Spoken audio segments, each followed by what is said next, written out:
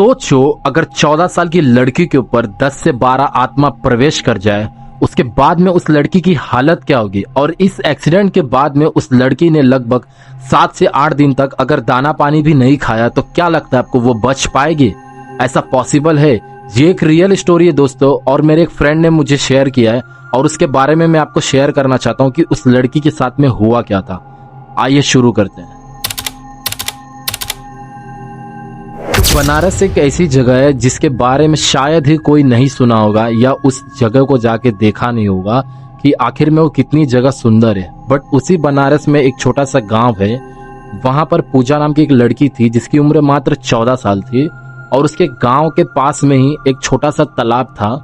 वहां के गांव वाले लोग ने भी उस तालाब के पास में शाम के समय में जाने के लिए लोगों को मना किया हुआ था कि कोई भी बच्चा या कोई भी व्यक्ति उस तालाब के पास में शाम के वक्त में नहीं जाएगा। बट ये स्टोरी तो सबको पता होती है कि तालाब के पास नहीं जाना है, बट बड़े बुजुर्ग लोगों को इस बारे में पता था कि आखिर में वहां होता क्या। आए दिन किसी न किसी की डेड बॉडी मिलना, वहां पर कुछ न कुछ घटना होना, ये सारी चीजें तो गांव में चल रही थी। बट शाम के समय में वहां पर ऐसा कुछ और भी होता था जिसके वजह से गांव वाले लोग ने बहुत ही स्ट्रिक्टली मना किया था कि तालाब के पास में शाम के समय में तो खास करके कोई बच्चा तो जाना ही नहीं चाहिए। तो एक दिन क्या होता है कि पूजा गलती से भूले भटके उस तालाब के पास में पहुंच जाती है और उसे आते आते बहुत देर हो जाती है। बट वो लड़की उस जगह पर पहुंची कैसे, ये बारे में तो शायद किसी को नहीं पता चला, और एंड तक भी ये पता नहीं चला कि आखिर में पूजा, जबकि पूजा को सब कुछ पता था कि वहां पर शाम के समय में नहीं जाना है, वहां पर बहुत बुरी चीज होती है, बट फिर भी पता नहीं कैसे पूजा वहां पर पहुंच जाती है और आते आते उसे देर हो जाती है। बट जब वो घर पर आ रही होती है तो रास्ते में उसके पापा ने उसे देख लिया कि पूजा उसी तालाब के पास से आ रही है, और आखिर में वो वहां पर पहुंची कैसे। तो पूजा के पापा ने उसे बहुत डांट लगाई और उसे बहुत डांटा भी, बट पूजा ने कुछ रिएक्ट नहीं किया, कुछ आंसर नहीं किया। जैसे मानो वो एकदम शांत हो गई थी और उसे कुछ समझ नहीं आ रहा था वो कहाँ जा रही है, क्या कर रही है, कुछ भी पता नहीं चल रहा था।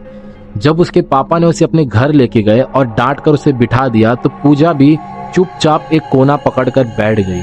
और उसके बाद में उसके मम्मी पापा ने उसे बहुत ही गौर से देखा कि वो बहुत ही अजीब तरीके से हरकत कर रही है, मानो वो अपने आप से ही बात कर रही है और बहुत अजीब तरीके से यहाँ वहाँ घूर के देख रही है। बट उसकी मम्मी ने सोचा कि शायद वो जगह से आ रही है तो शायद उसको नजर लग गई हो, तो इसके लिए उसकी मम्मी ने ज्यादा कुछ रिएक्ट नहीं किया।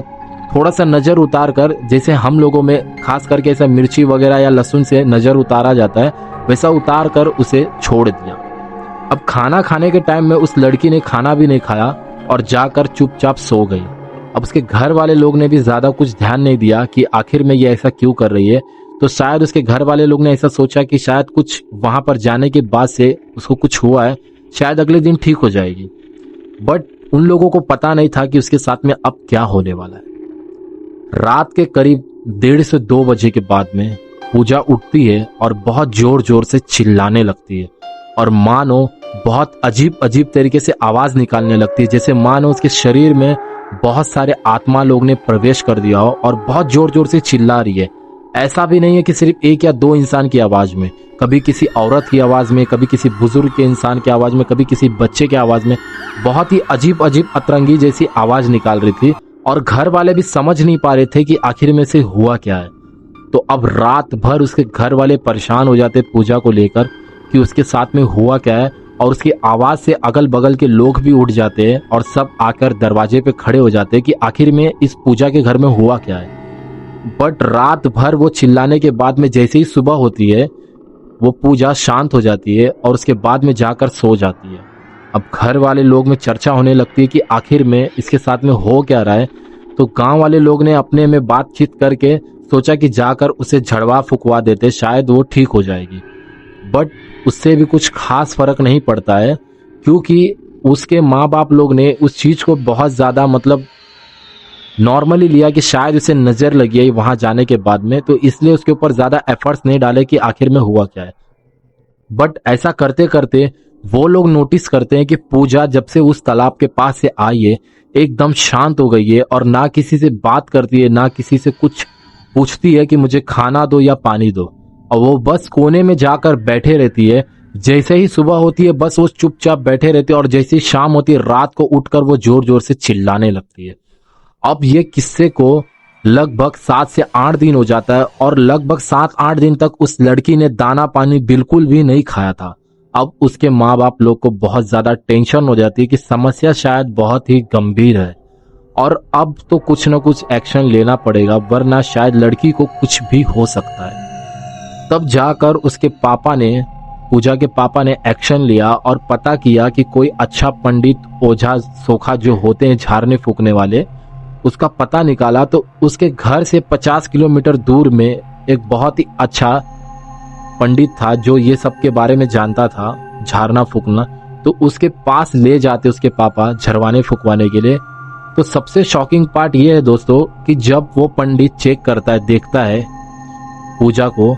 तो सच में आपको यकीन नहीं होगा कि उसके साथ में कुछ ऐसा हुआ होगा। पंडित देखकर बताता है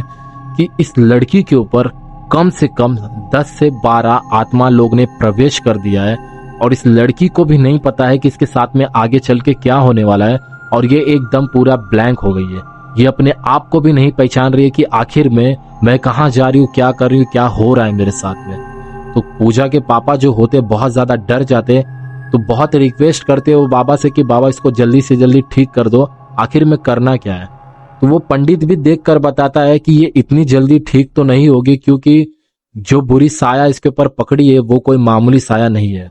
अब उस समय के लिए तो वो पंडित पूजा को थोड़ा बहुत तो ठीक कर देता है बट उससे कुछ खास फर्क नहीं पड़ता।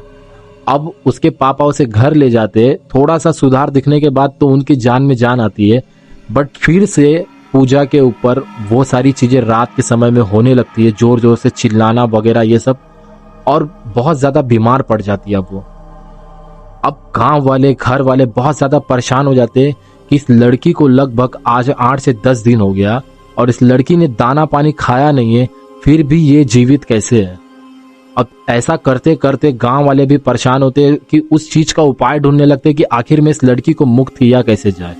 बट यहाँ वहां जाने के बाद में भी उसकी जो पकड़ होती है ना, जो राक्षस हो या जो आत्मा हो, वो छूटती नहीं है क्योंकि वो इतनी बुरी साया होती है ना कि मतलब उस लड़की को मानो एकदम जकड़ लिया है, जैसे कि कोई पंडित के बस में ही नहीं था वहां पर कि उसे बचाया जा सके। बट थोड़ा बहुत नॉर्मल फर्क पड़ता था बट वापस से वो लड़की वैसी ही हो जाती थी। अब इस किस्सा को चलते चलते लगभग 15 दिन हो जाते हैं और अंत में उस रात को पूजा के साथ वो होने वाला था जो उसके घर वाले लोग ने भी शायद सपने में भी नहीं सोचा था कि एक 14 साल की लड़की जो लगभग किसी से मतलब झगड़ा भी नहीं करती थी, किसी को उल्टा जवाब नहीं देती थी, वो एकदम प्यारी सी, एकदम शांत मासूम सी, वो अपना काम करने वाली लड़की और लोगों के साथ में ज्यादा घुलती मिलती भी नहीं थी, कि आज उसके जिंदगी में कुछ ऐसा होने वाला है जो शायद पूरे गांव में, घर में उसके माँ बाप को, शायद पूजा को भी नहीं पता था कि उसके साथ में कुछ ऐसा होने वाला है। तो अंत में क्या होता है, जैसे ही रात के जब 15वें दिन होती है और उसी रात को पूजा की डेथ हो जाती है और वो अपने प्राण त्याग देती है।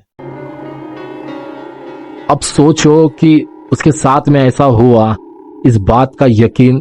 पूरे घर वालों को नहीं हुआ कि अब उनकी बेटी जो है वो उनके बीच में नहीं है।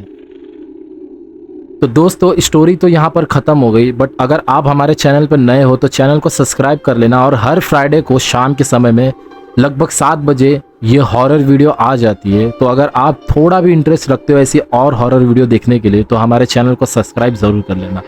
मिलते हैं अगले वीडियो में, तब तक के लिए